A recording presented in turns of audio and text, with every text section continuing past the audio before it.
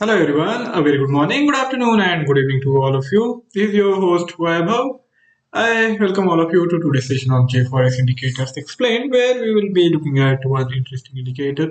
The name is True Strength Index, and from the name itself you can make a case that this indicator tries to measure the strength of the momentum, whether it is bullish or bearish, it doesn't really matter. It tries to measure the momentum. So for that we get a range of output for this indicator. This is a bounded indicator with upper bound defined at 100, positive 100 plus 100, and the lower bound defined at minus 100.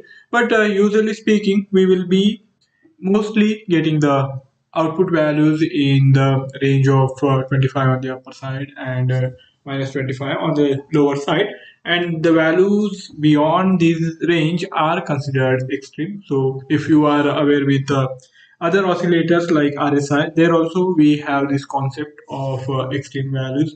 We get these measures above which or below which we consider these extremities, and a possible reversal or at least retracement is expected from these extreme values. So we will consider these indicators utility in that context. We will try to see how we can profit from these indicators output values to help us navigating the dynamic price conditions for the any instrument of our choice. We can use this for commodities, for forex,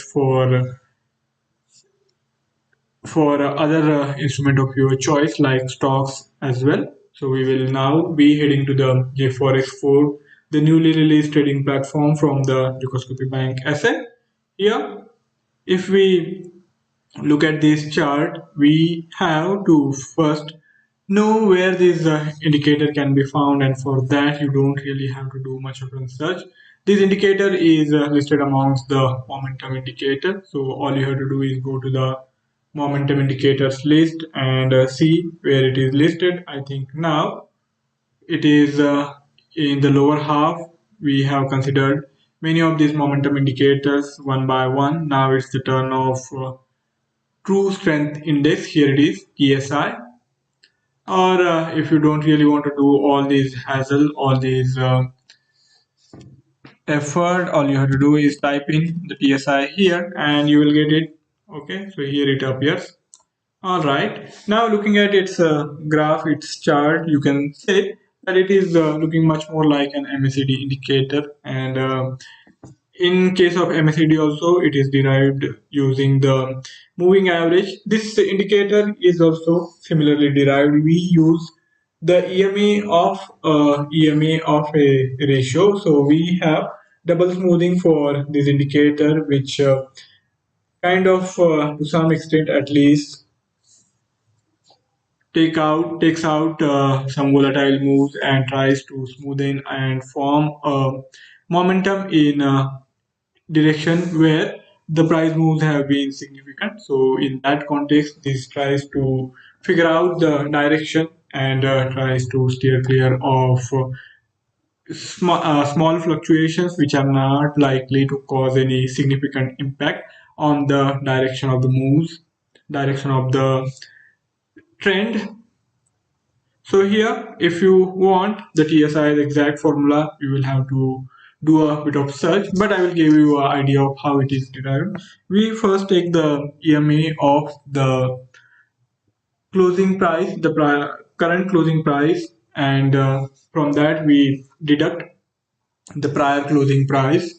And on the lower side, we take the EMA of current close price, and from that we deduct the prior close price. But if the values are negative, we take the absolute values. So even if the current closing price is lower than the prior closing price, we are still going to use the absolute difference. So we take these both EMAs, we take out the ratio, and then after that we again take the EMA of that ratio. So here we have the double smoothing factor in place.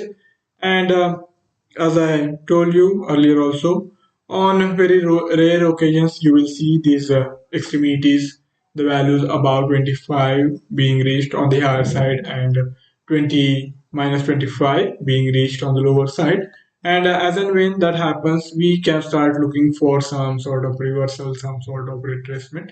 And in that context, we get this crossover structure. We can pay attention to the TSI and the signal line output. And as and when the TSI drops below the signal line, that can be the opportunity to go for some retracement moves from higher side. And similar concept can also be utilized on the lower side when we see the TSI output rising above the signal line while having been in extreme output zone of below minus 25. We can start looking for some retracement move, but of course we have to be mindful that this momentum, if it is strong enough, it can continue to trend in the same direction. So we do have to go for extremely small stop losses. We have to try to minimize our losses in case there is no immediate trend reversal and the trend continues. But even in that scenario, we can expect some small correction, small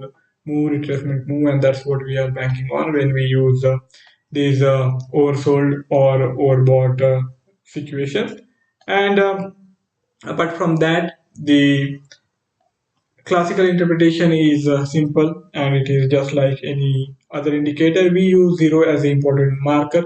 The output values above 0 are considered positive, considered bullish, and if we have the output value below 0, then that is considered bearish. So that is the simplest interpretation of this indicator. And with that, what we can do is we can start looking for then crossover in the same direction. Suppose if we have the TSI and the signal line output below 0, and as and when we have the fresh crossover of the TSI below signal line, even that can be an opportunity to initiate the new short sale trade. So it will signify that the trend is strongly bearish, and after some retracement, after some correction and consolidation, we are again seeing fresh initiation of the momentum on the lower side. So that can be an opportunity to initiate the new short sale trade.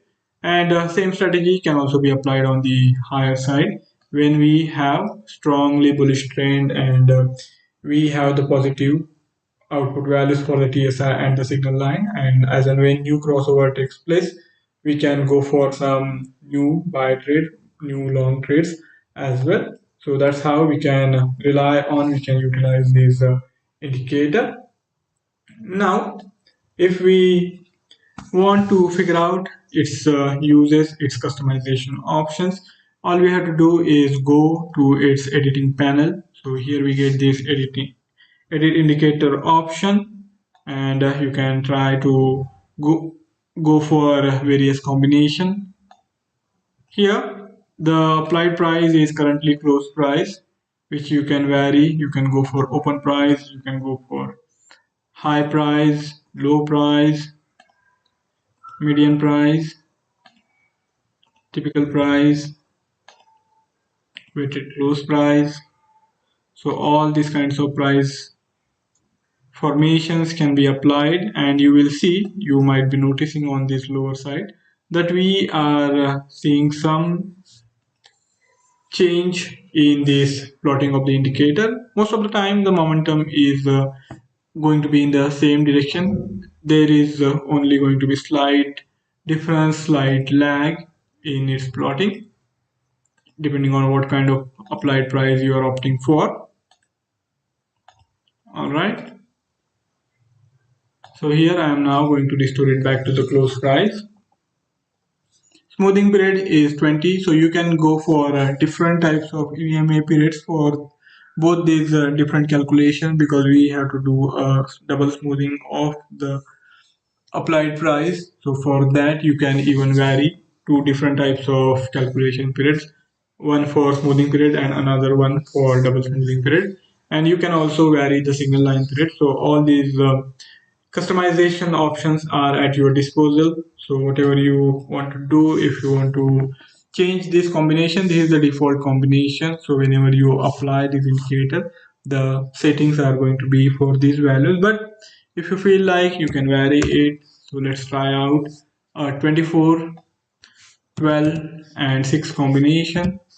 So there is now slight difference, slight deviation compared to what we were looking at when we were using the prior default combination.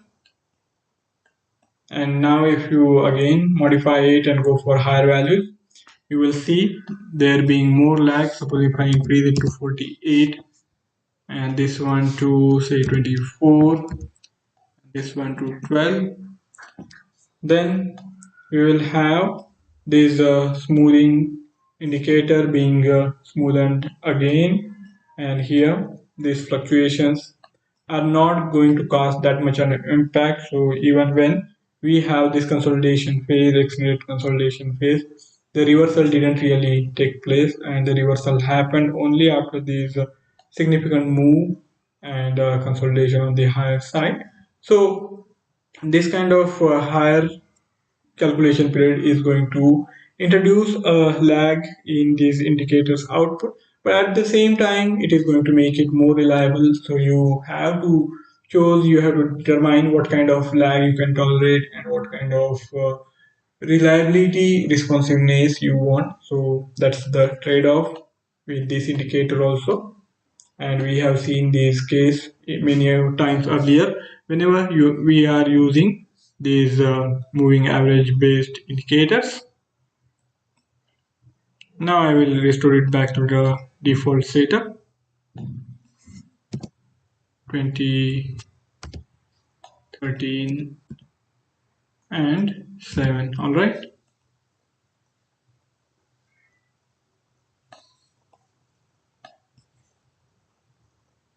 now coming to its output value and what we can do with the output. So here this is the close price. Now we try to figure out what kind of color combination is likely to look best on the chart. So you have to try out these various combinations. I'm more of a colorful person in terms of plotting for these indicators, so I would like to make things a bit brighter. I think we also have to be mindful that the visibility shouldn't be compromised, so I think going for white combination won't be good idea for signal line, but for this histogram we can definitely opt for this white combination. All right, the styling factor can also be varied, so you get all these options, so that becomes much easier for you to read into levels. We get this combination of levels. We can define additional levels if you want, but I think for this indicator this is good enough, a combination minus 25, 0 and 25. So I'm not going to carry out any changes in it, but if you want these levels to look more prominent, then you can increase its width, and also the color combination can also be varied. If you don't really like this reddish combination, you can change, you can go for different combinations. So all these options are there. Now let us see how it is looking. It is of course looking a bit more colorful, if not more stylish. The taste is going to be different for each of you, so you will have to go for the color combination of your choice. Now coming to the advanced editing options, we can vary these calculation periods, we can vary the various other factors also, like instrument side, spread side. Now the first thing to consider is if you want this output value to keep varying throughout the current candle period or not. If you want it to stay constant, then all you have to do is go for the calculate on new candle only. So once the new candle is plotted, it will be calculated and then it will remain constant throughout that candle period. So that's how you use this recalculate on new candle only. If you want the time period to be highlighted, the calculation period to be highlighted, you can go for this. So it makes easier for you to remember what is your calculation period. All right. Then you can further customize if you want this indicator to be available on all the instruments. Whenever you vary the charts instrument, you can go for use from the chart, or you can even specify on which instrument this indicator should be available. Candle period can also be similarly used from the chart, or you can specify on which candle period these indicators calculation should be done. So whichever calculation period you opt for, candle period you opt for, only for that candle period this calculation will be happening, even though the chart's candle period is now here for hourly. So we will see how these changes affect. Let us give it some more time. All right, it's almost done. Now this calculation of the TSI has been done with the candle period defined at 15 minutes. So because of that, we are seeing these constant fluctuations, which are not really totally in line with these price formations of the hourly time frame, and that is pretty much expected. Now I will restore it back to use from the chart. The spread side can be ask or bid, and there will be slight difference, not much of any difference. If you want the indicator to be available on all the candle periods, then you have to opt in for this, as you have to specify on which candle period the indicator should appear, and only on those candle period the indicator will appear if you specify it like that. So now if we specify only 10 minutes and hourly, then the indicator will be plotted only on 10 minutes and hourly. But if I go for another combination, say 4 hours, then you won't see the TSI plotted. So that's how this system works. This essentially makes it easier for you to define different indicators for different candle periods. So it becomes more useful, more dynamic for you to read into the price formation and apply various indicators at the same time without making the chart look too cluttered. All right.